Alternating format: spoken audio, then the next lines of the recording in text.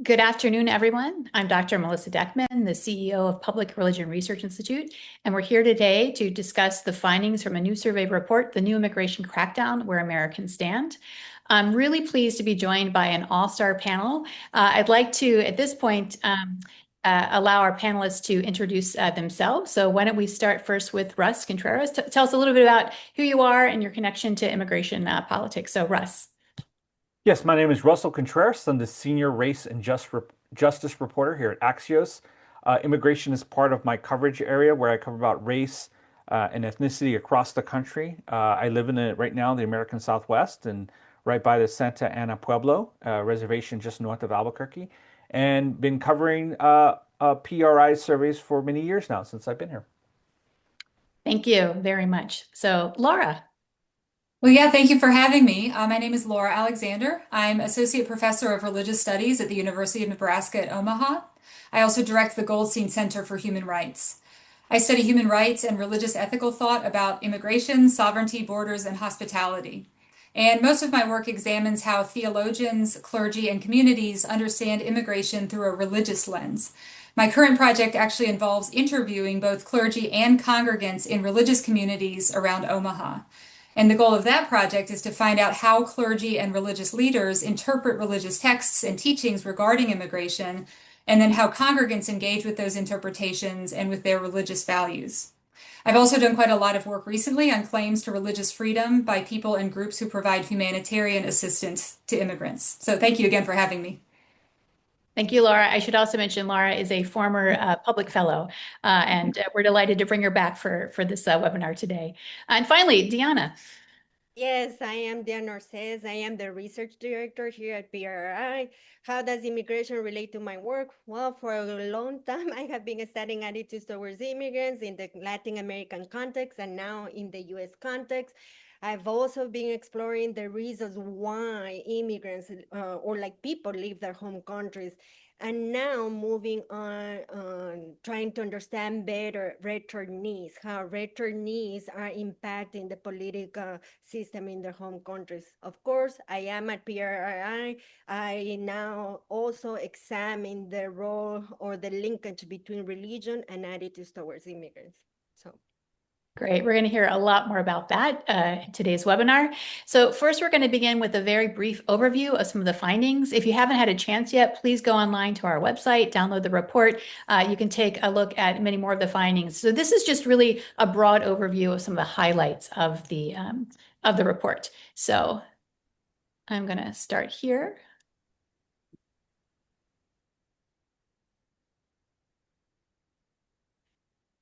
I was so excited, I start right into the report. So let's go to the title page. Again, the name of our report is The New Immigration Crackdown, Where Americans Stand.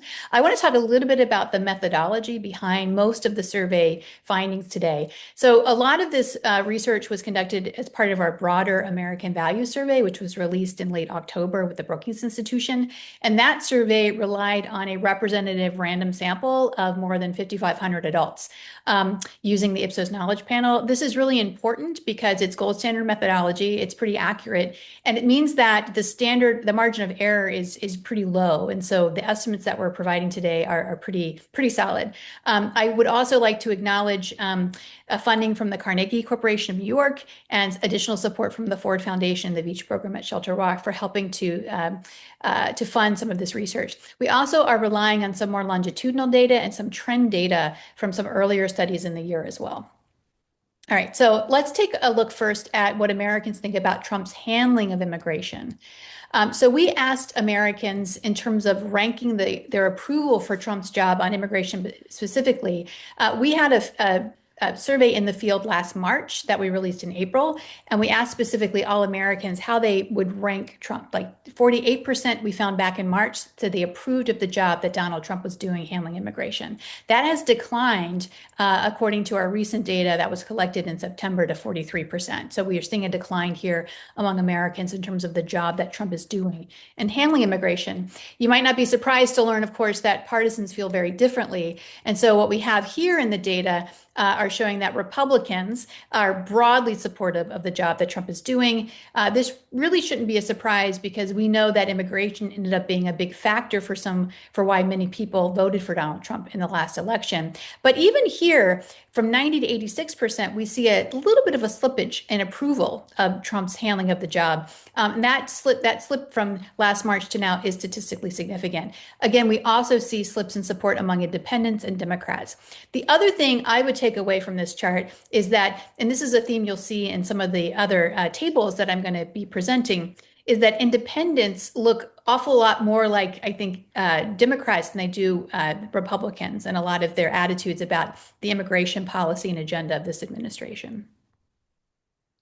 All right, so in the American Value Survey, we asked Americans about their attitudes toward the way the federal government is handling undocumented immigrants. Do they think it's going in the wrong direction? We also asked about funding levels of what the government was spending its money on, including ICE. And so the question that we're going to look at here is the percent of Americans who say that the increase in funding for ICE to speed up efforts to arrest, detain, deport undocumented immigrants, has that gone too far? And so here is a snapshot of what Americans' attitudes are on those questions as of our report in October. 57% of all Americans say that the way the government's dealing with undocumented immigrants is going too far. About 52% say that the increase in funding for ICE has gone too far as well. Not surprisingly, again, we see those very stark partisan divides on both measures here. But looking at the religious angle, we decided to group together Americans who were religiously unaffiliated. This represents about 1 in 4 Americans now. Non-Christians, these represent American Jews, Buddhists, Muslims, and others. Christians of color. So here we're looking at a grouping of Hispanic Protestants, Catholics, Catholics of color, Black Protestants, and then white Christians. And one thing that you'll notice that one group is very different when it comes to religious tradition and views about immigration policy, and that's white Christians. White Christians are consistently more supportive of Trump's agenda and less opposed to that agenda here compared to other religious groups in American society. All right, let's turn now to some specific policies. One question that we're known for here at PRRI is whether or not Americans think that immigrants living in the country should have some sort of path towards citizenship, provided that they meet certain criteria. This is a survey question that's unique, I think, to PRRI, and we've been tracking it pretty consistently over the past decade. And in 2013, when we first asked this question, about 2/3 of Americans, roughly 60% of Americans, 64% of independents said that essentially that path towards citizens should be allowable. But if you look at the other pattern here, what you find is that there is a deep partisan divide, and that polarization among partisans has really gotten higher over the last decade or so. So, for example, in 2013, about 7 in 10 Democrats said there should be some sort of path to citizen to immigrants who are already living here illegally. That has jumped to 82%. But it's really slipped among Republicans. Nearly half of Republicans, in fact, more than half in 2013, said there should be some sort of path to citizenship for immigrants living here illegally. That's now dropped to 40%. But I will note in the last year, from 2024 to 2025, and this was a question that appeared on last year's American Value Survey as well. So it's really a good a kind of break in terms of looking at how policy shifted over the past year. We've seen increases in support for the idea of a path to citizenship. The same dynamic actually is happening when it comes to the notion of DACA. So DACA are the dreamers. And so these are the group of residents here in the US who are immigrants that were brought illegally to the country as children. Back in 2018, we found about 64% of independents said that those DACA, those dreamers, should be allowed to gain legal residence. And in fact, we're kind of back to where we started in 2025 among independents.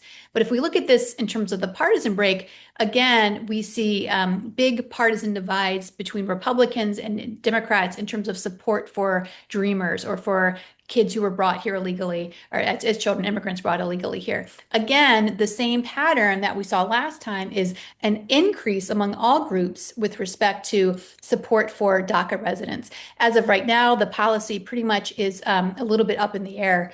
I think that the Biden administration have put in place some DACA provisions to safeguard those Americans who were brought here as children. The Trump administration is trying to reverse that. I think the courts right now, we're still kind of in limbo as to what that will resolve in. We wanted to look at those same figures with respect to religion. And so if we look at all Americans, kind of divorced from partisanship, about 6 in 10 Americans favor both a pathway to citizenship for immigrants living in the country illegally, and they favor allowing those DACA kids to be able to gain legal residence. And so here we break it by different religious groups. And what we see is that Christians of color, especially Hispanic Catholics, are overwhelmingly supportive of both of those kinds of policies, in addition to those who are unaffiliated. And again, the bottom tends to be those groups that are white and Christian, especially white evangelical Protestants, who tend to be the most supportive of Trump's policy agenda overall. But really, white Christians, again, look different than Christians of color. One thing that's notable here is that Hispanic Protestants, and this is a theme we'll hear about, I think, later in the webinar, really look more like Hispanic Catholics in a lot of respects with respect to immigration policy than they do with white Christians, even though Hispanic Protestants have tended to vote for Trump pretty highly in the last several election cycles. Okay, so another set of questions we asked were regarding birthright citizenship, and also whether immigrants, regardless of whether they're here legally, should have basic rights and protections or due process.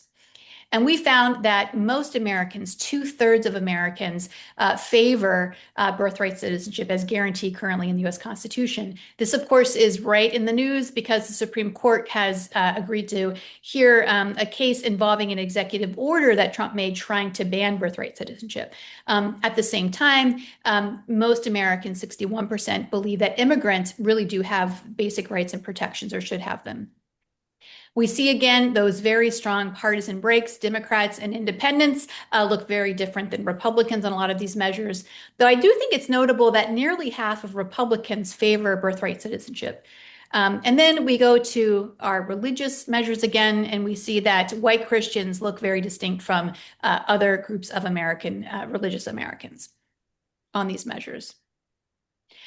We also asked about ICE officers, and one controversial policy by the Trump administration, of course, is having ICE officials be allowed to conceal their identity, whether they're wearing masks or they're in unmarked vehicles. And so we asked essentially to what extent you agree or disagree with this policy. And we find that most Americans basically completely or mostly agree that ICE should not be allowed to conceal their identities here. So really very strong majorities, close to 60%. And not surprisingly, those partisan breaks are very, very stark, with clearly almost 90% of Democrats saying that ICE should not be allowed to conceal their identities, and really only about 24% of Republicans agreeing with that. Again, this is another example where independents look a lot more like Democrats when it comes to this specific policy.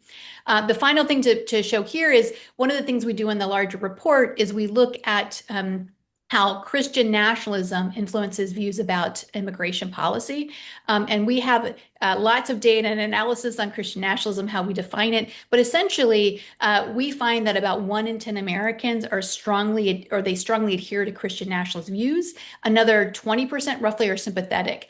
The rest of the country is really broken into those Americans who are kind of skeptical of Christian nationalism, and then really a solid third or so completely reject the idea of Christian nationalism. And those views in terms of Christian nationalist adoption of those identities really also are strongly shaping attitudes about immigration policy, including here when it comes to looking at attitudes about ICE. We see that Christian nationalist adherents and sympathizers, the bottom group, are those who are most likely to say that ICE should not be allowed to conceal their identities. Really distinct are those who are rejectors, who look very much like Democrats in lots of ways when it comes to Christian nationalism. Okay, last 3 policies to introduce here that were on our American Values Survey. We asked Americans the extent to which they agree that the government should detain immigrants who are in the country illegally until they can be deported, whether or not we should be arresting, detaining undocumented immigrants who don't have a criminal record. And then finally, this idea of due process again, do you favor the US government deporting undocumented individuals to foreign prisons without the ability to challenge their deportation in court? And so we see here that none of these policies, which are currently being enacted by the Trump administration, are all that popular, right? Roughly a third of Americans agree with these sorts of policies. But again, Republicans much more likely to do so than independents or certainly Democrats here. And then finally, looking at those same measures, we're going to look at the break in terms of religion. This probably won't be shocking given the other data points I've talked about and the other figures we've seen so far. The group that looks very different are white Christians. White Christians tend to be far more supportive of these really, I think, more extreme policies than do non-Christians, Christians of color, and those who are unaffiliated. So the last piece I want to talk about, and then we'll hear what our guests have to say, is I wanted to introduce the scale that we developed here, an immigration policy scale that really is tapping into attributes of the Trump policy agenda. And so our scale was made up of answers to eight different questions, 4 of which measure support for a policy and 4 of which measure opposition to a policy here. And most of these are questions that we have introduced already in the webinar. And you can, again, feel free to look at our actual report for more detail. But if we combine all these together into a scale, we find that about 1 in 10 Americans strongly favor Trump's immigration agenda. Again, these 8 policies that are currently being enacted by the Trump administration. An additional 21% favor those policies. So we see about 3 in 10 Americans are supportive of Trump's immigration agenda.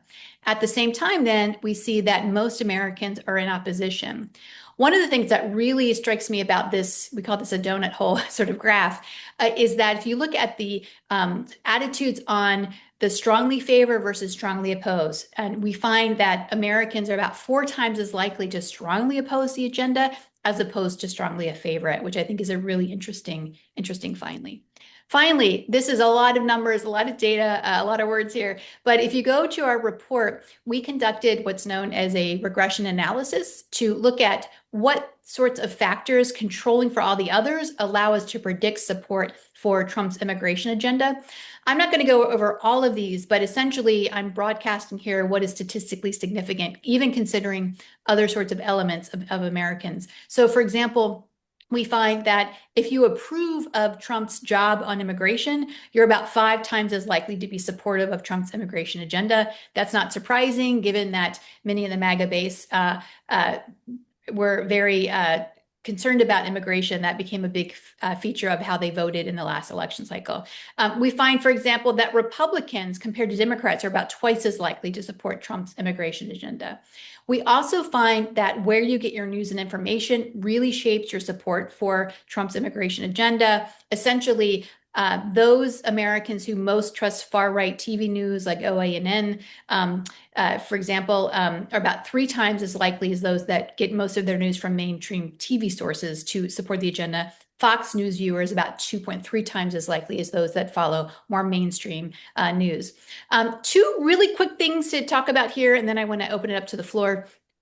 One of the ways that we measured in this model religious affiliation is we looked at all Americans compared to those who are religiously unaffiliated.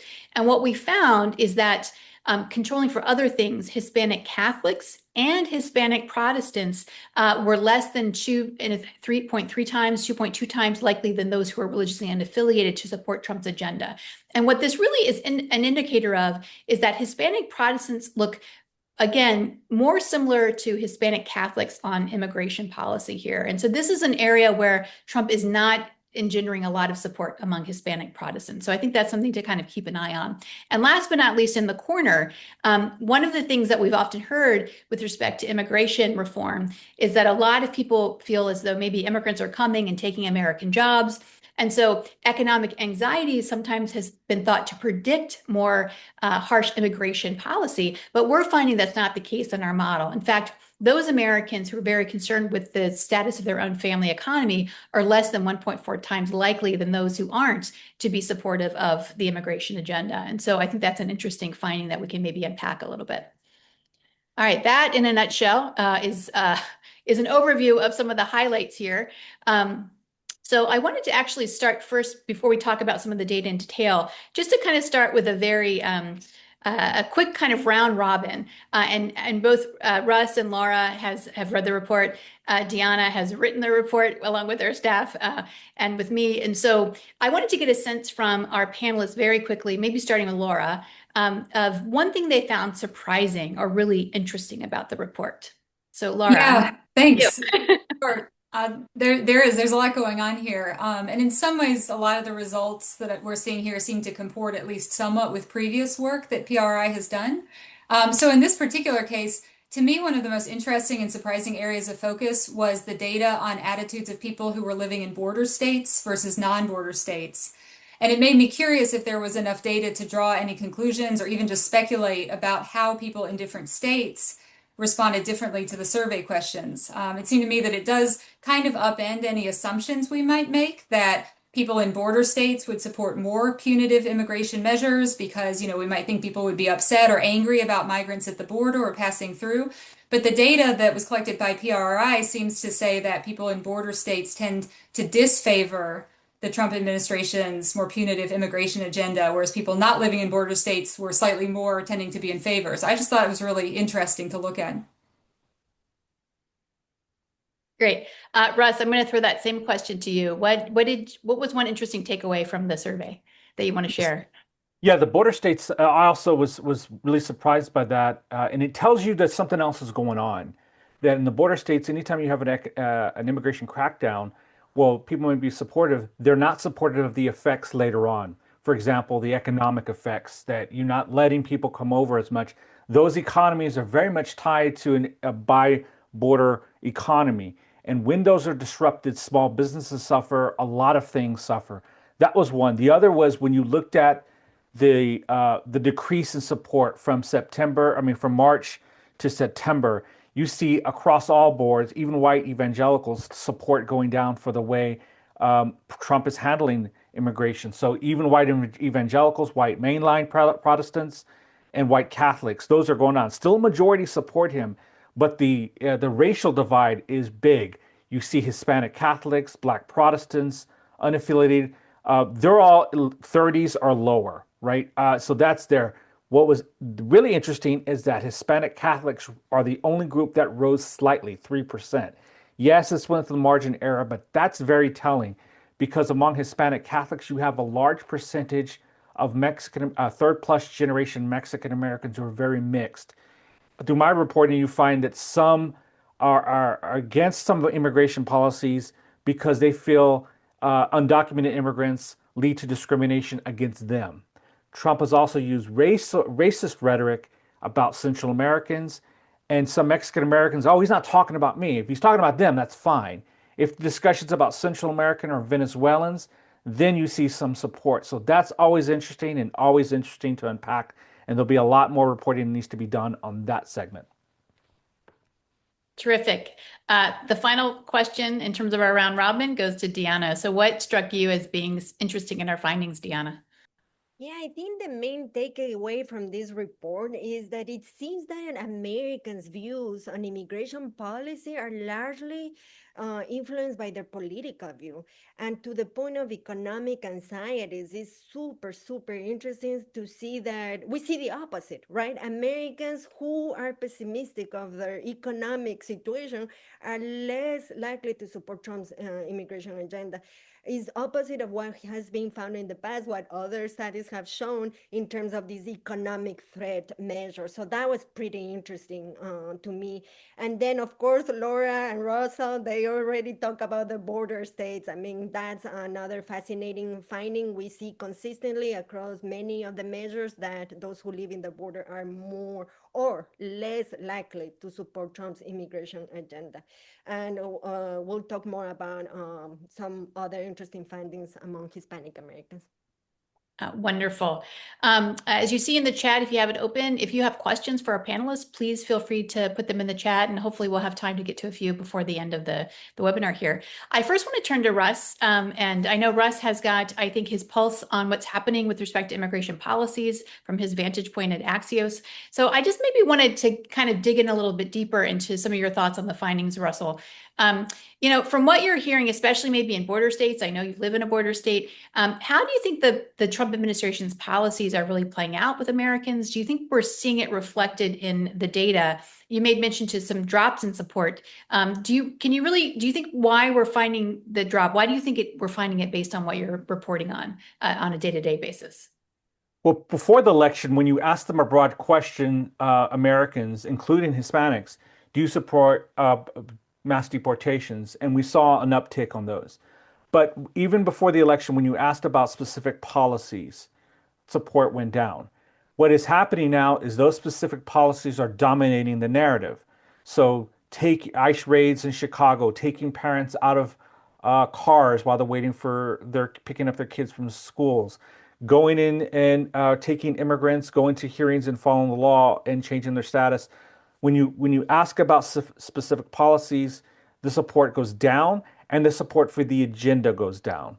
So we saw that, but when that agenda dominates the narrative, you'll see the support go down. And what this report, like all PRI reports, reminds me of something that I got to do every other time, is like look in the mirror. I hate what I see. I hate the way I'm aging, but you got to do it because it's being honest and giving you a reflection of what's going on. This right here tells you that the narrative of what in these specific policies are declining, the support is declining, and this could be an opening for those who oppose Trump to the way you tackle immigration. Before the election, and I would say this constantly with immigrant advocates, they weren't talking about a narrative. They were talking about inside the Beltway politics. Like in response to his mass deportation promise, they would say, well, we support the Gang of Eight proposal from nobody cares about that in New Mexico. If you go up to a random person in Las Cruces and say, do you support the Gang of Eight? Nobody cares. Or words like comprehensive immigration reform. Nobody cares about those inside the Beltway bureaucratic responses. They do care about the narrative of what this report has presented.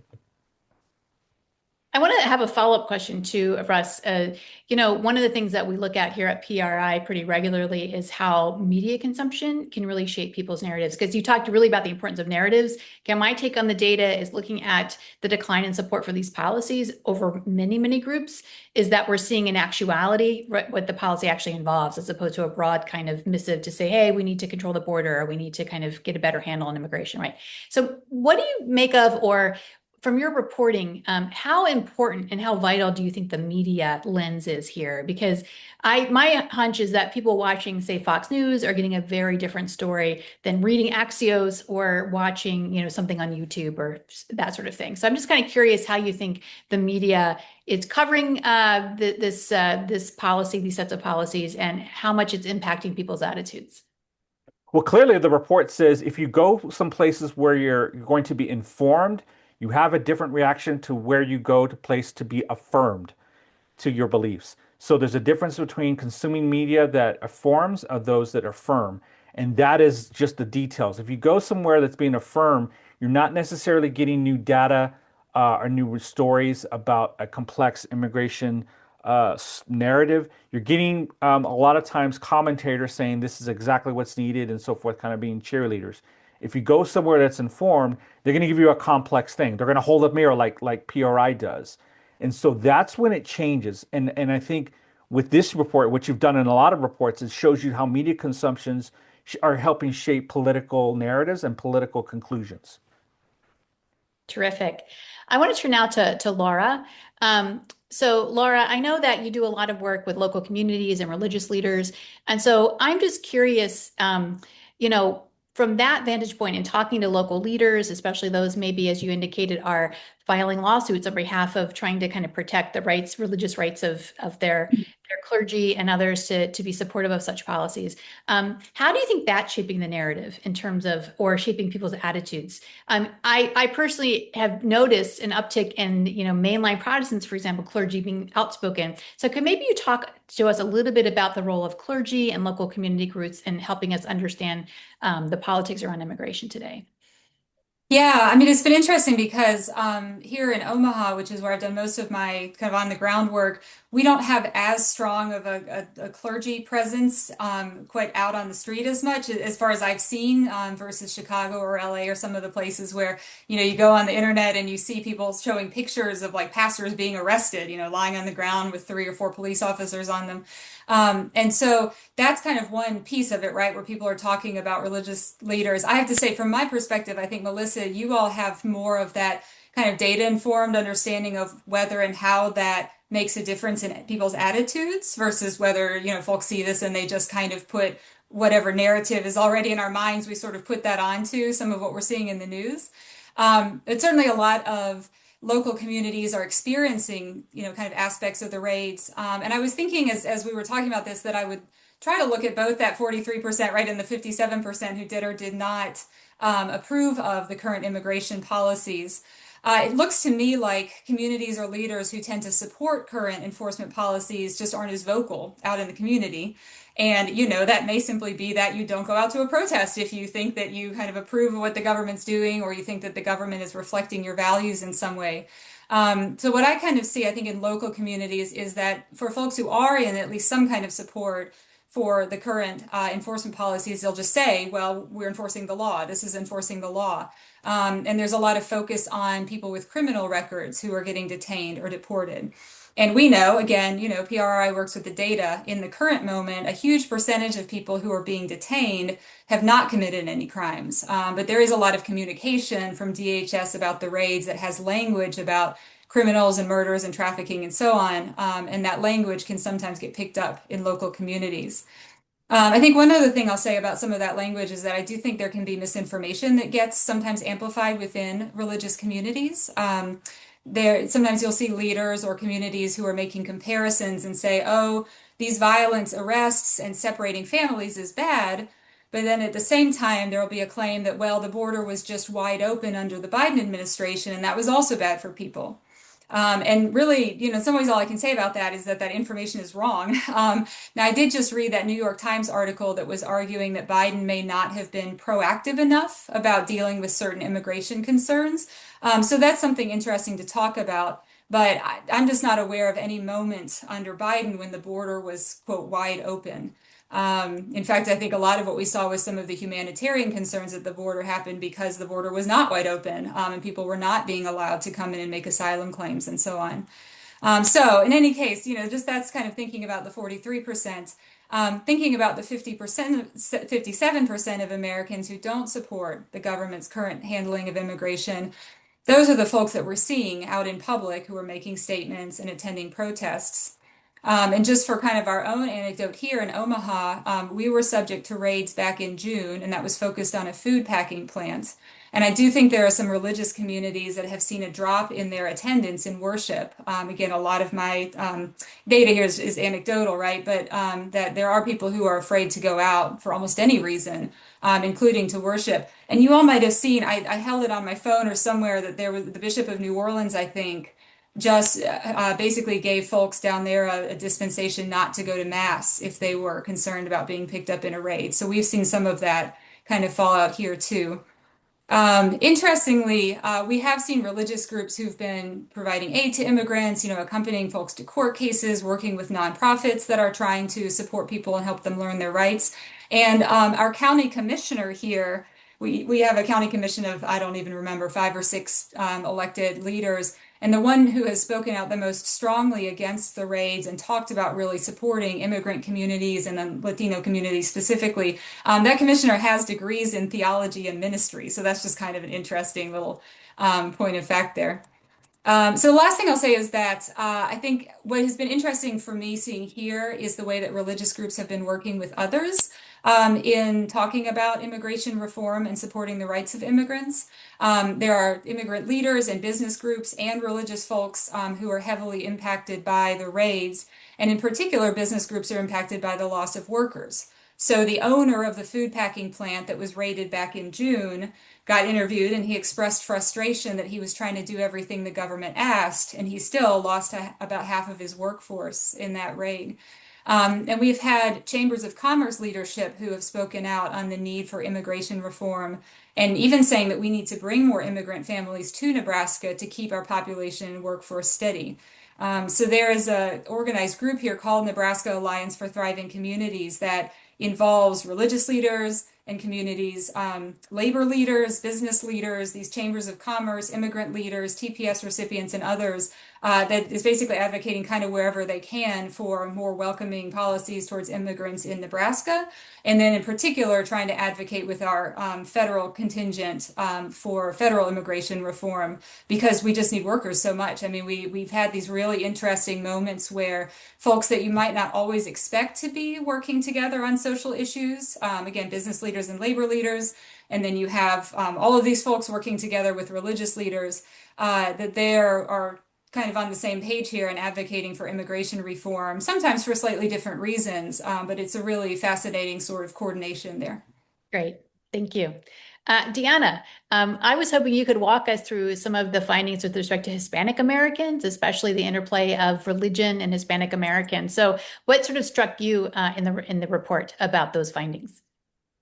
I mean, so what is interesting but not surprising is that the majority of Hispanic Americans are opposed to these deportation policies, are in favor of immigrant protections, such as pathway to citizenship or legalization.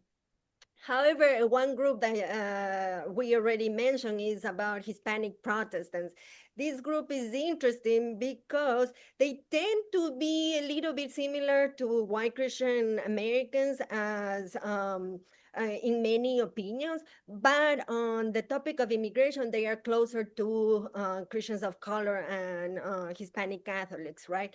But it's worth noting that in some specific measures of immigration, Hispanic Protestants tend to be a little bit more restrictive.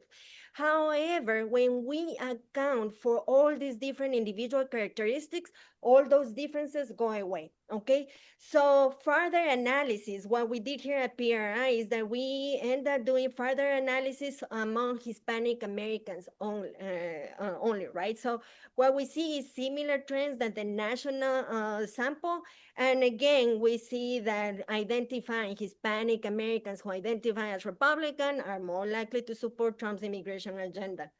It's worth noting that only 16% of Hispanic Americans are those who support Trump's immigration agenda. So it's very low, 16%, but still, what explains this support? And we see party matters, what already has been mentioned, media trust in Fox News or far-right news also matters in support, higher support for Trump's immigration agenda.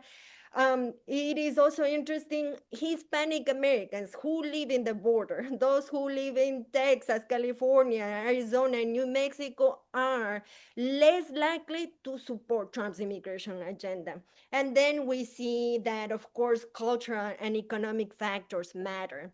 Culture, I mean, like matters a lot, but is to me, it continues to be interesting to see the role of economics among Hispanic Americans.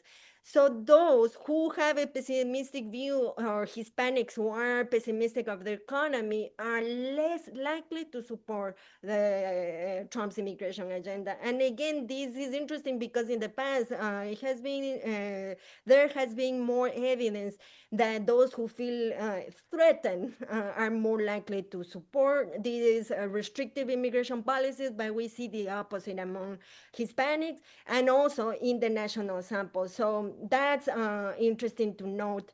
And of course, we do religion here at PRRI. I'm not forgetting that when we look at the role of religion among Hispanic Americans, there are no differences. So there are no differences by religious tradition, but there is when we look at church attendance. So I think that's fascinating. Hispanic Americans who go to church more frequently are less likely. So this is the good news. Those who go to church more frequently are less likely to support Trump's immigration agenda. And this goes in line with what the other studies have found between the relationship of church attendance and views on immigration. So at least that's good news in terms of seeing this pattern among Hispanics, but we don't see this at the national level. We see this only when we explore Hispanic views on immigration policy. Okay, so with that, just wanted, if you're interested more about like Hispanic views on immigration policy and on Trump, we have a spotlight that has been published here at PRRI.org. So I invite you, if you're interested, to go and check it out.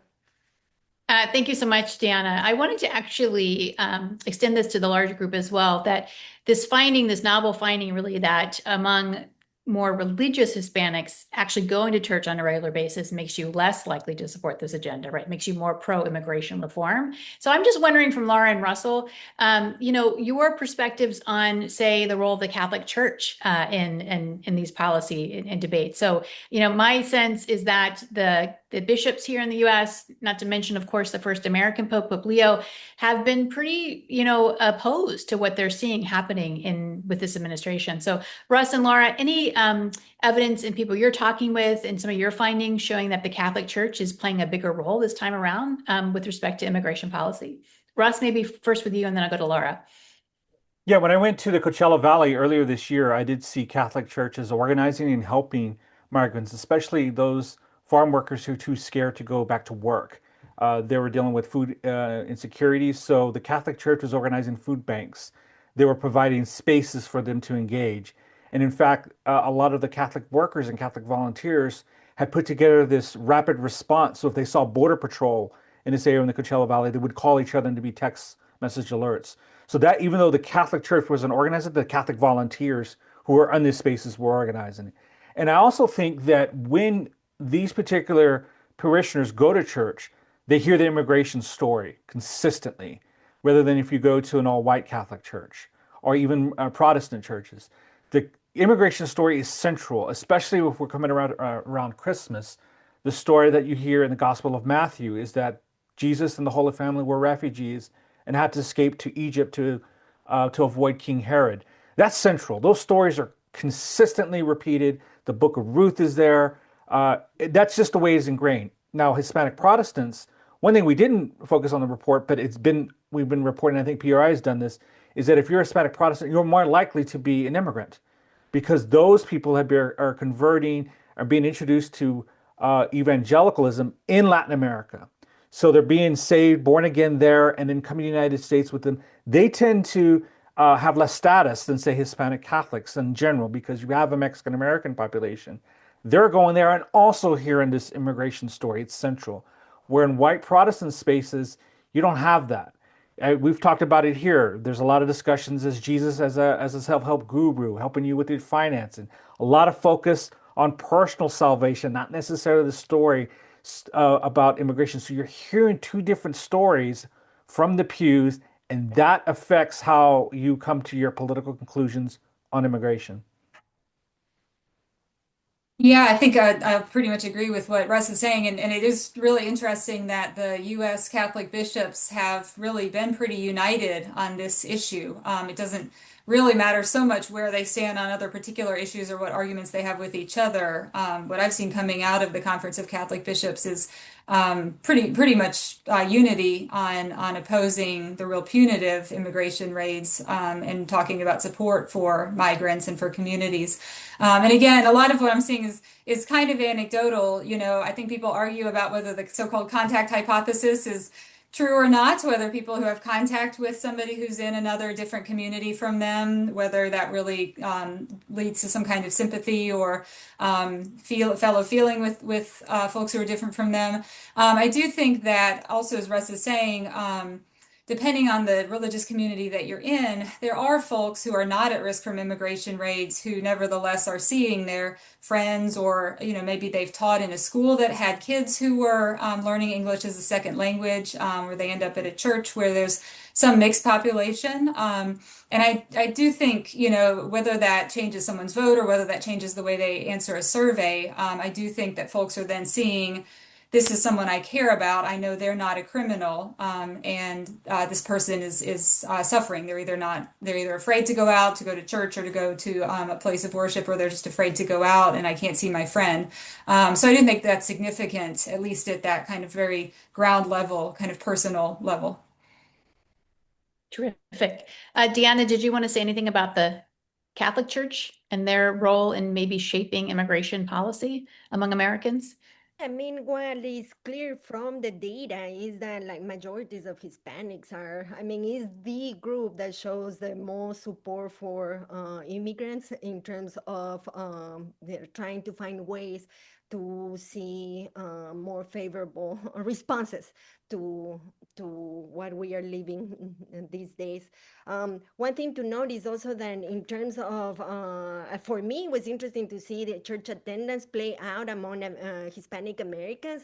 Because one thing is this idea that those who are more religious maybe, especially when we are thinking about Hispanic Protestants, they may be a little bit more receptive to this anti-immigrant rhetoric. But what we see is that once we take into account everything else, is that that's not the case. Actually, church attenders, Hispanic church attenders, are more against all these immigration policies. So I think that's good news, talking about the religious dimension.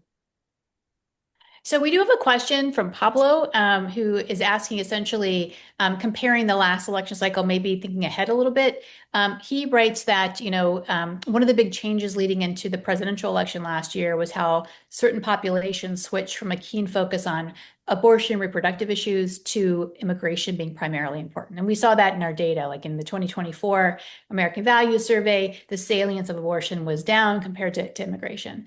So I guess what he's interested in knowing is there going to be a lot of volatility for immigration in comparison to other sorts of issues in American politics? So looking at the first year of the administration, he writes, is it cementing a new focus or loosening focus on immigration? So I'm interpreting that as a question where looking ahead a little bit with a crystal ball, and I'm always hesitant to do that in American politics, but nonetheless, we're going to have a midterm election in 2026. To what extent do you think there's going to be volatility on this issue in immigration? Do you think it's going to depend on what the courts are deciding in certain things? Just kind of curious, like, do you think that people are going to remember what's happening now when it comes to the midterm elections? Do you think immigration will be a salient issue? So maybe start with Russ and then Laura and Deanna on that. Well, we've seen early indications with our own polling when we polled Hispanic Americans is that affordability is still number one. Immigration has risen to number two. It had been consistently number four or five. So it had been lower in the priority list, but now it's number two. And usually when they're that high, they don't drop very fast and short at a quick time.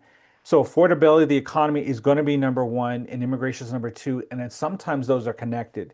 Because if people conclude that there's an immigration crackdown and it's contributing to my high construction costs, high housing, those picking fruits and so forth, they're going to conclude that this is all interconnected. So I don't see that going away anytime soon, although this is a volatile time. Anything can change. Crime, interestingly, has dropped.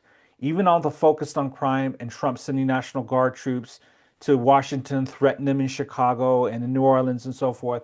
That doesn't seem as high because crime is going down. People are still concerned, but it's not as high a priority. So I think if the current pattern contends, it's going to still be affordability, immigration, and then some other issues from this time here, because right now the economy is very fragile. Consumer confidence is very volatile. Anything could happen, but I suspect it's going to be around the same come the midterms next year. Laura, Deanna, do you want to add? Laura? I think my response would almost be in the form of a question for Deanna. It seems that, from what I remember from the data over the last several years, that often folks who have been more anti-immigrant have also tended to check that immigration was an important issue to them. And to some extent, I'm still seeing that in the data here, I think, where those two seem to go together. Excuse me.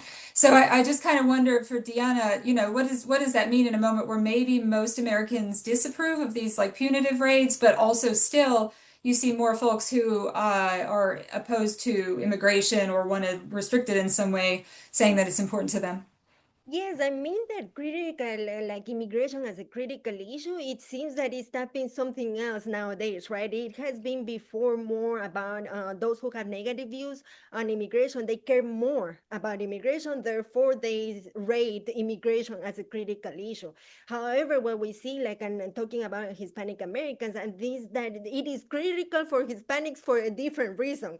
So that's why we are capturing in the data that maybe is no longer the case that everyone who cares about immigration is negatively or has negative opinions about immigration, is rather that it depends, right, who you are talking to. And in the case of Hispanic Americans, that seems to be the case. And like with Russell, like, yes, I mean, we see the same, right? Like, I mean, we see the second most important among Hispanic Americans is immigration as a critical issue. Yeah, my perception, I agree with Russ that, the last election was largely a referendum on the economy, especially for Hispanic voters. That was pretty clear in our data analysis as well. But I do think that for Hispanic voters in particular, immigration comes, to a close second. And so I'll be interested to see how that is factoring into some of their decision making. I think there was a rush to judgment after the last election that suddenly lots of groups like Hispanics and African Americans and young men were becoming Republican. And when really, I think that was a misreading of what was happening in that one election. So it'll be interesting to see what happens, by the time the elections and midterms arrive, next November. I wanted to talk a little bit about age. We haven't really factored that into our conversation here, but in our report, one of the steepest declines in terms of approval of Trump's handling of immigration is among younger Americans. So I'm just wondering whether, looking at younger Americans who tend to be less religious, what is this data saying about younger Americans? Is there a sense among what you're finding, Russ, maybe in your reporting, that younger Americans are particularly animated about immigration, and that it's really a mover for them in terms of their activism? Well, I would turn that question around to the woman who wrote a book about Gen Z, about what you're seeing. I think we heard a lot of things coming up to the election, even after that Gen Z was becoming more religious, that there's a revitalization, a great awakening among Gen Z men. And when I called and asked you about this, you just said, hold up, let me show you what the data says, as opposed to what you're hearing in these anecdotal stories here. So I'm curious there, this seemed to be reflective of what you wrote and what you predicted, that they're becoming less religiously affiliated. You may have anecdotal evidence about some Gen Z men going back to church and white evangelicals and so forth, but as a population, it doesn't seem to be trending. There's no Jonathan Edwards' great awakening happening with Gen Z, to our knowledge. It doesn't seem that when they do go to church, the cameras focus on them and say, look who they are. They're right here. And everybody kind of highlights them. But the data is not showing that they're going to church at a higher rate than others. And in fact, they continue in decline. So I'm interested in what you saw. This data seems to be affirming what you predicted in your book. Yeah, thank you for the shout out, Russ, and also wonderful reference of Jonathan Edwards there. That was very impressive that you pulled that out. So a great awakening. But I think one of the things about young people that people don't really realize is how diverse they are racially and ethnically, right? So roughly 1 in 2 Zoomers are non-white, and so I think that is also kind of filtered into a lot of their attitudes about a variety of things, including being more, I think, open to embracing immigrants. And one of my favorite questions that we ask here pretty consistently at PRRI is we ask, Americans whether they would prefer to be in a nation that is religiously diverse, essentially, or one that's primarily made up of Christians. And with young people, close to 70% are saying, yes, we want a diverse nation. And I would say that for many of those younger people, it's going to be immigrants as well. So I think the fact that younger people are still trending more religiously unaffiliated is probably leading them to have more progressive views on things like immigration. So I think that's probably what we can expect for the future. All right, other questions. Let me see. We have any other questions in the Q&A? I think we're just about done with Q&A questions. So I think at this point, I just wanted to maybe get some final thoughts from the panelists. I'll start with Laura this time to really kind of let us know what we can expect maybe in the next year when it comes to immigration politics from their vantage points, things they'll be looking at. Yeah, so Laura. Yeah, I mean, I certainly think that you'll keep seeing protests as the raids move around. The protests also move around, and I think there are a number of clergy who really feel a responsibility to be out there as clergy, and to show their support for immigrants and to risk arrest and kind of maybe being roughed up a little bit, in order to just kind of draw some attention. People may think that's a good thing or not a good thing, but I think clergy are out there trying to say that this is something that matters to them. I think one other thing that I'll say is that we've been talking a lot about Hispanic and Latino populations. What's interesting, but again, I need your data to think about this, is the number of different groups and different people, kind of everyone who has any kind of possible immigration status other than sort of born American citizen with two citizen parents, might be concerned about getting caught up in some way. That current story that's going on about the father who was separated from his son, and the 6-year-old son was basically taken to the Office of Refugee Resettlement Care. That family is Chinese. I have a friend here in Omaha who's done a lot of work with Ukrainian immigrants and refugees. And those folks cannot get work permits. They're here legally. They came under either refugee or humanitarian or some kind of TPS status. And they're essentially being forced into like untenable situations. So people who are thinking a lot about Ukrainian refugees and refugees from other places are having to think about that. And we saw, again, a news story, right, just recently, a woman from Ukraine who was on a TPS status, and I believe she had reapplied and is basically waiting to get her TPS renewed. So she's done what she needed to do, and she went in for actually a green card, permanent residency appointment, and was just grabbed by ICE like at that appointment. So it's just interesting to me that even though, of course, Latino population is the greater number of people who are being kind of subject to immigration raids, deportations, and so on, that it's affecting so many people. I'm interested to see kind of how that comes out, both within religious communities and in general within communities. That's a really good point, to remember that there's a wide diversity when it comes to the immigrant population in the U.S. as well. Russ, what are you going to be looking for in the next year when it comes to immigration policy? This I'm going to see because I don't think anything's changing policy-wise with this administration and this Congress. Even if there is a change, it's going to be another stalemate all the way up to the presidential election. And the only movement we'll see are in court decisions and executive orders, and maybe states attempt to change their own policies and the court battles that will follow that. What I'm interested to see is how the Democrats respond to this. Their response so far to the immigration thing among some Democrats is like, well, sucks to be you. You voted the way you did, so that's on you. Rather than, wait, we made a mistake in not reaching out to these voters. This narrative tells you for them, they need to address the people where they are and their political conclusions, and campaign that way. And I would say the same thing with the Republicans. They've very much changed from the 2000 era of the George W. Bush policies on immigration, and there was some growth there. They're losing ground among Hispanics now, and economically they were gaining ground, but they've lost all the grounds they gained in the last election. That's one thing. And lastly, I would bring back the story about what is happening to the humanitarian efforts and what we're seeing, and it's going to take us decades to unpack this. I would remind people about a man by the name of Anthony Acevedo. In the 1930s, his family was deported through the raids in Southern California. He was born in the US and had to go back to Mexico too as well. Interesting, when World War II broke out, he was drafted into the army. Even though he was in Mexico and deported, he was an American citizen and was drafted into the army. And Anthony did serve, went in there and was captured by Nazi Germany and was held in a concentration camp.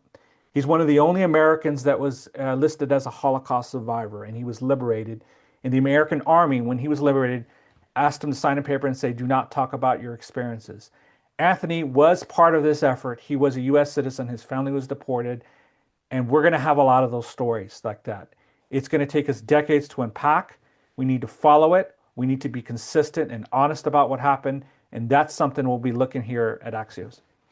Terrific.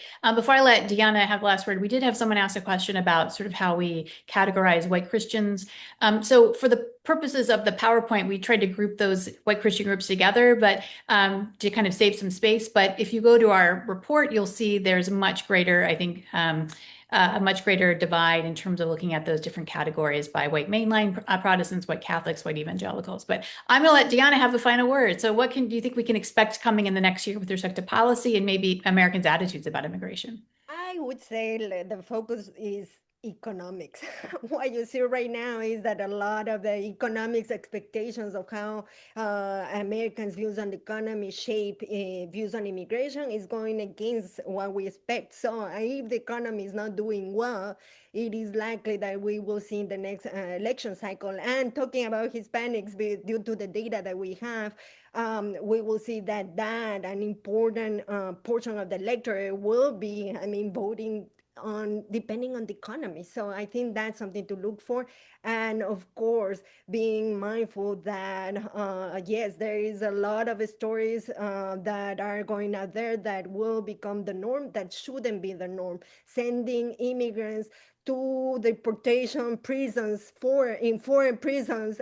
That's not normal, taking away all of their rights without due process. That's something to look for as well. The importance that immigrants, regardless of their status, still have basic rights. So with that, I think that's a good point to end on. I'd really like to thank both Russell and Laura for joining us today and lending their expertise. Thank you to Deanna, our research director, for also sharing her thoughts and wisdom on the report. Please, for much more, go to our website to download the report and to find out more about more of our research on immigration and other aspects of American politics. And if you're so inclined, feel free to make a donation at our donate button on our website as well. So thank you all very much, and I hope you have a good afternoon. Thank you. Thank you.